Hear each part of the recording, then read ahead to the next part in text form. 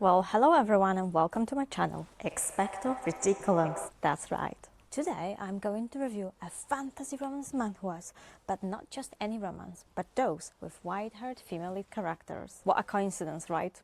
You can't blame me. And so, off to our first one. Father, I Don't Want to Get Married is a manhwa with currently ongoing 110 chapters. Julian is a stunningly beautiful villainess, absolutely hated by everyone, to the point that even her former lover and her own father despises her and leave her to die a pitiful death. Or so she thinks that this was the case. As she faces destiny, Julian is given a chance to change her destiny by going back in time. In order to escape the haunting death that awaits her, she calls off the engagement and stops trying to win her father's love. Instead of settling for less, Julian focuses on using her father's wealth to enjoy her new life to its fullest. But while she prepares for her extravagant life as a lady, her father begins looking for her new suitor. Afraid that he will marry her off to the infamously unpredictable and stormy prince, she lands on a desperate solution: a dating contract. And the best candidate is none other than her father, the Simple, a simple knight of a commoner background. Or so she thinks. Why are you avoiding your engagement with a crown prince? Asks her father. Because it scares me. He kills people who don't obey him right away. A few days later, the crown prince sent her a letter. Don't worry, I won't kill you. No, did I already do something worth dying for? Well, this story is full of misunderstandings between actually loving his daughter's father and Julian, who thinks that the crown prince is a terrifying monster. Even though Duke Aegis despises him, he himself, the great hero of the nation, is being controlled by a magical ring that belongs to the Emperor. The only person who could protect his daughter in the race against the Emperor is the allegedly monstrous Crown Prince. When will Julian discover the truth about her father, and how far will she go to escape the Crown Prince? And as for the next one, we've got I Became the Wife of the Male Lead, currently on over 70 chapters and still ongoing. Although this title should be called I Didn't Mean to Seduce, the Male Lead, the Female Lead, Second Male Lead, and the Villainous. A modern girl transmigrates into the body of Fiona, the final villain whose soul was sentenced to eternal suffering after her gruesome demise at the hands of the world's savior. Unfortunately, due to the fact that she was an illegitimate child, she was tortured by her own family. As she transmigrates into the fantasy novel that she wrote all by herself, she ends up 6 years before the story's plot takes place. Unfortunately, she ends up in the body of Fiona, who is incredibly abused by her family, and she's sent to the war at the age of 13. Fortunately though, Fiona knows from the story's plot that she possesses a tremendous amount of magical power. The previous body owner didn't know the truth about her descendancy and thus was thrown away from both the family and the battlefield, to then live alone and become sour villainess. Fiona stands before the powerful Duke Abel and has to face the invasion of the monsters.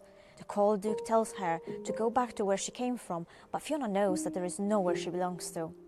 She wants to contribute to the war, gather fortunes and move out and peacefully live in the countryside.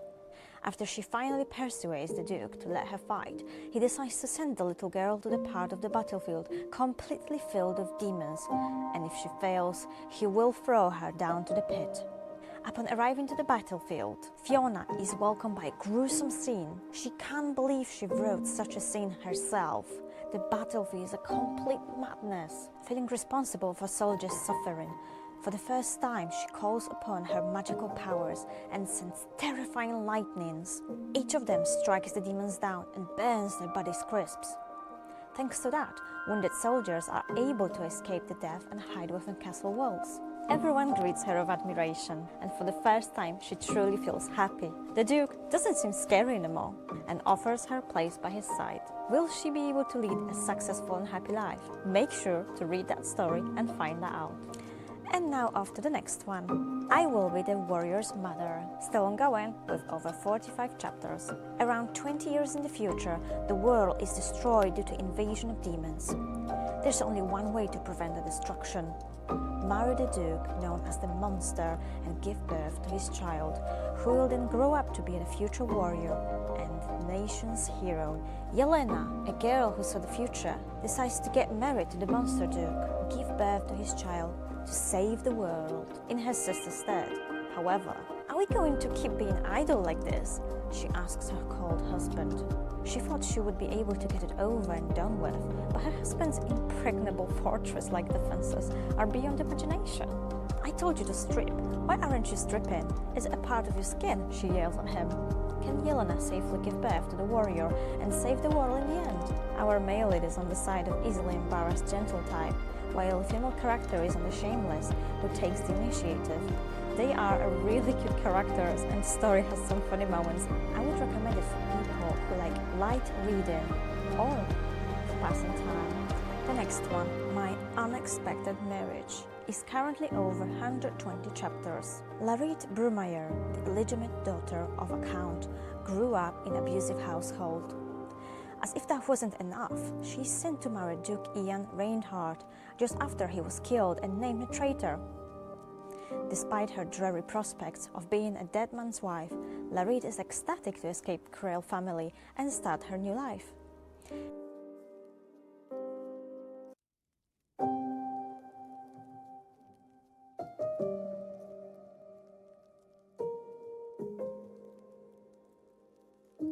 She is now in the possession of an old and fallen to ruin mansion that she has to look after all by herself.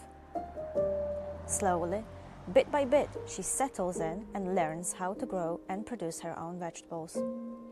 One day, however, her dead husband Ian returns and he claims to be framed by the royal family. Though our female lead is wary of him at first, she agrees to help him clear his name. This story is full of drama and abuse which Larit goes through thanks to her cruel family. Even though her husband returns from war, he is now a traitor and it will be a long way for him to prove his innocence and reinstate the noble name. It is, however, an interesting title and I truly love that our main character does her best to survive despite living in a cold mansion, barely surviving on scraps of food. So, if you like a bit of drama and stories about characters fighting for survival in a cruel medieval world, then I recommend you try reading this one. And the next one in common is The Beast Tamed by the Villainous, with over 50 chapters. The main character of the story transmigrates into the fantasy romance world and possesses the body of the sociopathic villainess, Ileana. An evil villainess picks up a boy named Magnus and treats him like a toy. Or worse, she tortures him and then throws him away like a trash. Even though the current Ileana's body owner tries to save the boy, it is way too late. He becomes the emperor and kidnaps Ileana in order to take a revenge on her. I am going to tame you into a beast that cannot do anything without me, just as you had done to me, he says. From this point on, the story takes a really gruesome and abusive turn. The main lead of the story is a terrible person. His shattered mind is consumed by darkness, and all he wants is to take revenge on Ileana for what she did to him.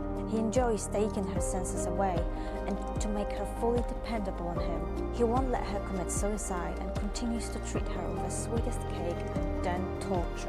What real Ileana did to him was truly unspeakable, but for him to endlessly torture her even though the real Ileana is gone, I honestly wish she just told him the truth that she reincarnated into this world. Because this manhwa is truly telling us to put our morals away. So, if this is something you might enjoy, go for it, but be warned.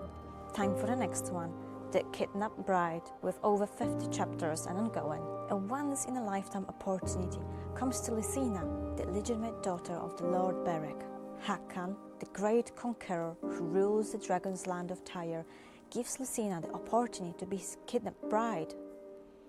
Desperate for any kind of freedom, Lucina agrees and steps into the unknown world, constantly abusing her past. She has difficulty speaking and voicing her opinion, which leads to many misunderstandings between the female and male lead of the story. At some point, the story seems to only revolve around the main character needing to extend the dragon's bloodline, and to do that, he has to produce an heir with our weak and scared female lead who became his wife. Unfortunately, producing a dragon's heir is so difficult that only a small percentage of women survives this torture and thus become the great queen. I won't be telling you spoilers, but if you like the look of the beefy male lead and beautiful and innocent female character, then you might as well give this manhwa a try.